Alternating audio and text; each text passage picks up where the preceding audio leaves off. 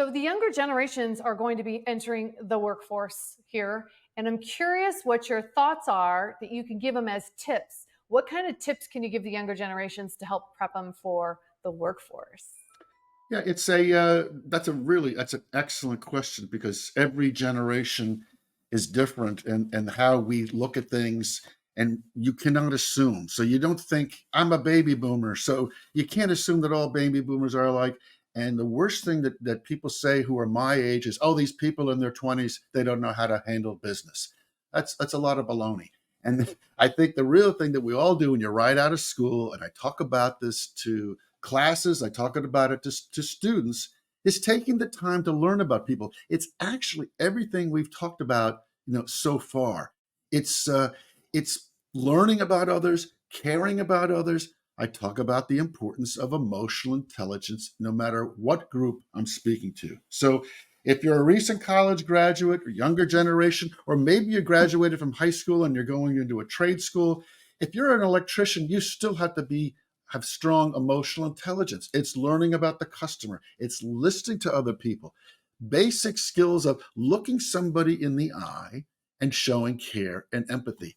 So it's whether you're 22, 32, or 62, it is having those skills of understanding and caring for others. So I tell recent graduates that's so important. It's also, take some time to learn from others, and you don't have all the answers. It's okay to make a mistake. And that's something I also talk about in my book. It's like, don't be afraid to raise your hand and ask for help. We graduate from college and you think, we're graduating from high school. You think you have to have all the answers. Oh, I got to go from 0 to 100 miles an hour in no time. It doesn't work that way. You're not going to figure it out in the first 30 days. I tell everybody in the first 30 days, you're going to have a day when you're going to go home and you're going to have a panic attack. That's true for everybody. And in the first 90 days, you have a moment, you're going to say, gosh, why did I even take that job? Nobody admits that, but I admit it all the time.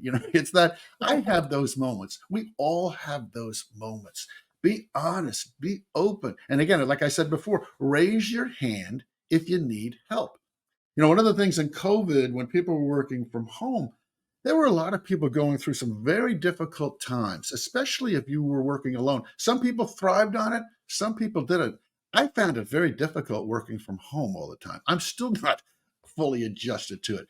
And many of the people I spoke to, I said, you need to ask for help. Don't be shy.